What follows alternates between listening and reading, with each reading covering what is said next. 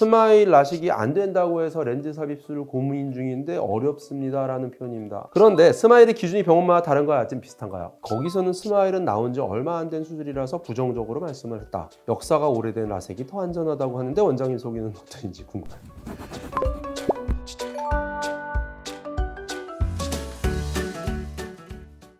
안녕하십니까.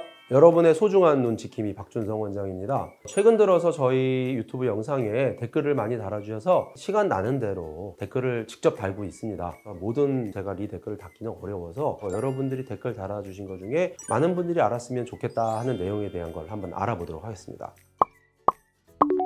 자, 시력 교정술 검안할 때는 검사 중 레티노스코프라는 검사가 있다는 걸 봤는데 이게 중요한 검사라고 하는데 정말 중요한지 여쭤보고 싶습니다. 레티노스코프는 이렇게 생겼습니다. 자, 여기서 이렇게 불이 나오게 되면 눈으로 빛이 동공 가운데로 들어갔다가 황반에 반사된 불빛이 나오는 걸 제가 직접 보옵니다. 이걸 가지고 수평, 수직을 검사하면 난시가 있는지 없는지, 근시가 얼마나 있는지 여러분이 가지고 있는 굴절값을 알 수 있습니다. 보통 안과에 가면 가장 1번으로 하는 검사가 자동 굴절 검사라는 게 있습니다. 기계는 멍청해서 눈에 힘을 주는 걸 조절이라고 하는데 조절하는 걸 캐치를 못하는데 검사를 직접 하기 때문에 의사가 이걸 직접 검사하는 게 가장 중요합니다. 자, 두 번째는 스마일 수술은 시축을 의사의 손기술에 의해서 맞춘다고 하는데 그 부분의 안전성은 어떤가요?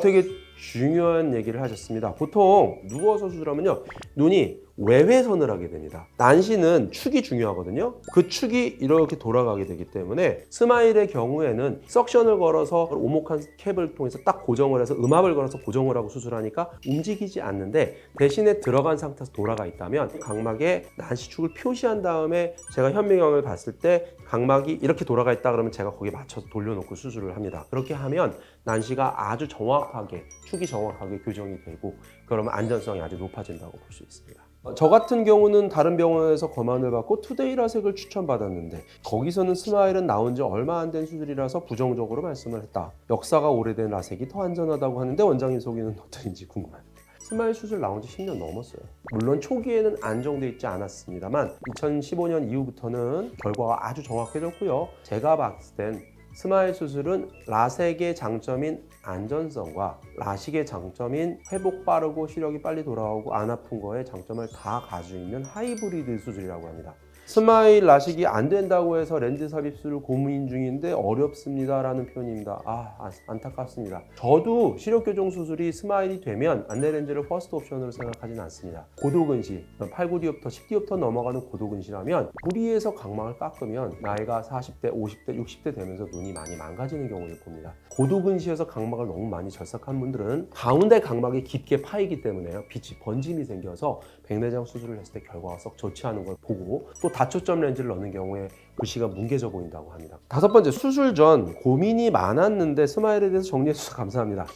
그런데 스마일의 기준이 병원마다 다른 거야? 좀 비슷한가요? 조금씩 다를 수 있습니다. 잔여 각막 두께를 각막 상피 포함해서 400을 전 남기는데 380 정도 남기는 병원도 있고요. 광학부 직경을 저는 6.5mm를 디폴트 값으로 하는데 넓게 해요. 빛번짐 때문에 6.0을 디폴트로 하는 병원도 있습니다. 캡이라고 해서 절개창이 들어가면 상피로부터의 깊이를 우리가 캡 두께라고 얘기하는데 그거를 120을 디폴트로 하라고 자이스 회사에서 얘기하지만 참고로 저는 110으로 캡 두께를 디폴트 값으로 합니다.